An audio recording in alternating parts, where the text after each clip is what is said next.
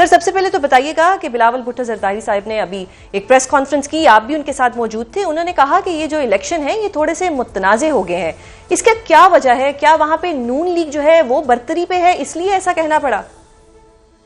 बिल्कुल नहीं। अगर कोई गाली की बुनियाद पे बरतरी पे हो, जाहिर है फिर इलेक्शन तो मुतनाज़ा होंगे, लेकिन सो फर अभी वो बरतरी पे नहीं है। पाकिस्तान पीपल्स पार्टी मीरपुर डिवीजन में भरपूर तरीके से इंतखाबात की कैंपेन भी की और इंतखाब वो इंशाल्लाह जीतेगी भी वहाँ से। बात यह है कि जो इनका कंडक्ट रहा, जो कश्मीर अफेयर्स के मिनिस्टर का कंडक्ट था, जो बाकी मिनिस्टर जो कैंपेन में इन्वॉल्व हुए, चीफ मिनिस्टर साहबा रहे, सीनियर मिनिस्टर रहे, और तो ये डिश आउट करते रहे हुकूमत के खजाने से। और आप मतलब जो बसों की बात की इन्होंने कि जी हमने तोहफा दिया, तो इलेक्शन शेड्यूल अनाउंस होने के बाद कोड ऑफ कंडक्ट होता है इलेक्शन के लिए, कोड ऑफ कंडक्ट को इन्होंने वायलेट किया। और उस बारे में मैंने चीफ इलेक्शन कमिश्नर को भी बताया। बसें उन्होंने कस्टडी में ले ली, वो भी जब मैंने प्रेस कॉन्फ्रेंस की मुजफ्फराबाद में बैठ के कि चीफ इलेक्शन कमिश्नर इस बात का नोटिस पे, और वो अगर उन्हें इतनी हमदर्दी थी तो शेड्यूल से पहले ही दे देते, हमें कोई इतराज ना होता। 10 अगस्त के बाद दे दे, हमें फिर भी कोई इतराज नहीं होगा। लेकिन ये वोटर्स को अट्रैक्ट करने के लिए इस किस्म के ठंडे सवाल करना, ये फ्री फेयर और ट्रांसपेरेंट इलेक्शन में मुदाखलत है, और इस पे चीफ इलेक्शन कमिश्नर को बिल्कुल नोटिस लेना चाहिए था। सही। अच्छा सर, एक और चीज बताइएगा कि अब तक के जो गैर हतमी नताइज है उसके मुताबिक तो नून लीग जो है वो 8 नशिस्तों पर बरतरी उसको है, और जबकि आपकी 5 नशिस्तें हैं। तो क्या आपको लगता है नतीजा है ये ऐसा ही है, या आपकी एक्सपेक्टेशंस हैं अभी कि आप लोग भी इलेक्शन जीत सकते हैं, यानी नून लीग से ज्यादा सीट्स आप ले सकते हैं? हम बिल्कुल होपफुल है तो जो हमारा बयानिया था मेरी जमात का, मेरी क़यादत का, चेयरमैन बिलावल भुट्टो जरदारी का, वो लोगों ने उसको पजीराई दी कि हक़ हकमियत, हक़ मालकियत और हक़ रोजगार, तो उस पर तो लोग पाकिस्तान पीपल्स पार्टी को बिल्कुल एक पसंदीदा पार्टी समझते हैं आज़ाद कश्मीर में। जहाँ तक उनका है कि वो लीड ले रहा, भी ये हतमी नताइज नहीं है। पाकिस्तान पीपल्स पार्टी नून लीग से ज्यादा सीटें हासिल करेगी मीरपुर डिवीजन में भी। सही। अच्छा, एक और चीज सर बताइएगा कि 9 माह से तो कश्मीर में आपकी हुकूमत है, फिर ये जो अभी नताइज सामने आ रहे हैं इसमें नून लीग की बरतरी क्यों है? यहाँ पर तो फिर आप लोगों की जमात की बरतरी होनी चाहिए थी। जी, मैं तो बरतरी तस्लीम नहीं करता, बरतरी तो बिल्कुल नहीं है, लेकिन 9 महीने से हमारी गवर्नमेंट थी, हमारी गवर्नमेंट ना होती तो शायद ये इलेक्शन प्रोसेस ही ना चल सकता। तो जो जॉइंट एक्शन कमेटी का मौक़िफ़ था तो वो तो कम्प्लीट लॉकडाउन था, और कोई बंदा पाकिस्तान से यहाँ दाखिल नहीं हो सकता था, ट्रांसपोर्टेशन नहीं थी। तो ये तो एनवायरनमेंट को बेहतर किया पाकिस्तान पीपल्स पार्टी की गवर्नमेंट ने। आज इलेक्शन प्रोसेस है, मुजफ्फराबाद में मैं मौजूद हूँ, यहाँ पे तो कोई उस किस्म के हालात नहीं कि अनरेस्ट हो, कैंडिडेट्स अपनी कंपेन कर रहे हैं। तो ये तो क्रेडिट जाता है पाकिस्तान पीपल्स पार्टी की क़यादत को कि जिन्होंने फैसला किया कि कश्मीर में हम गवर्नमेंट बनाएंगे, और उस गवर्नमेंट ने डिलीवर भी किया।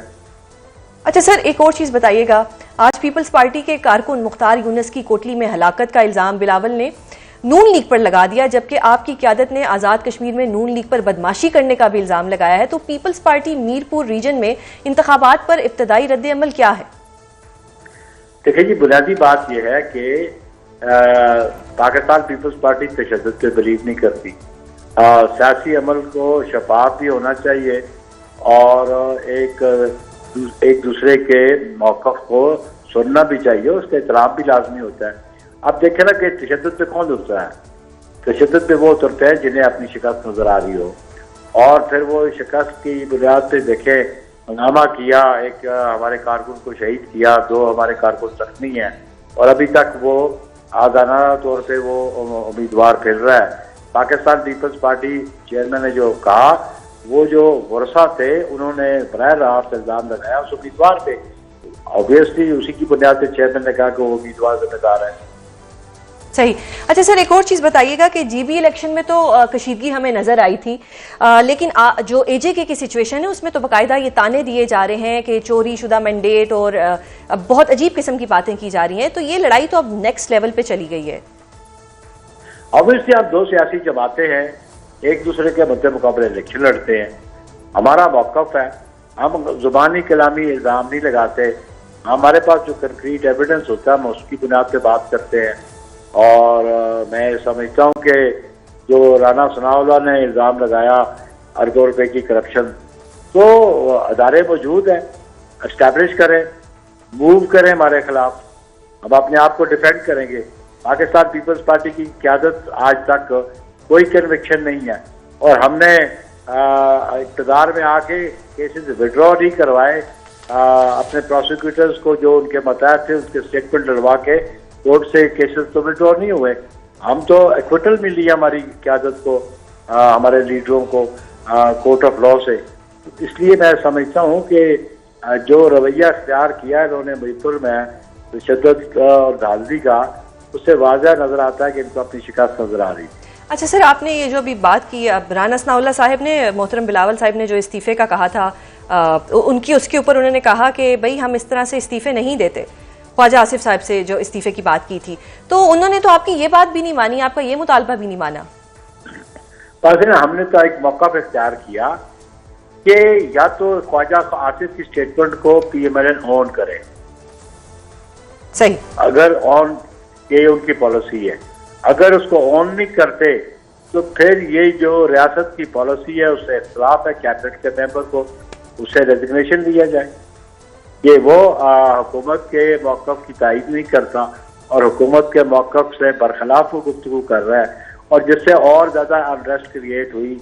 यहाँ पे कश्मीरी अवाम को, उनको एक खत्ते के लोगों का कि ये तो कश्मीरी ही नहीं है, तो ये तो उनकी तौहीन की गई। तो इसलिए हम समझते हैं कि किसी कश्मीरी की तौहीन पाकिस्तान पीपल्स पार्टी बर्दाश्त नहीं करती।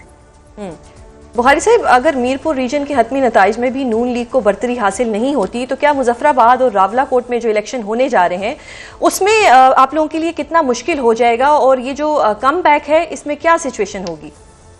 देखिए, हम तो मीरपुर से भी इंशाल्लाह इनसे सीटें ज्यादा हासिल करेंगे, और मैं समझता हूँ कि मुजफ्फराबाद डिवीजन में भी पाकिस्तान की जो है पार्टी के कैंडिडेट्स हैं उनकी पोजीशन बड़ी मुस्तहकम है, और इंशाल्लाह रिजल्ट आपको बताएंगे 2 तारीख को कि पाकिस्तान पीपल्स पार्टी की जो कारकर्दगी है और आवाम का जो रिस्पॉन्स है उनकी फेवर में है।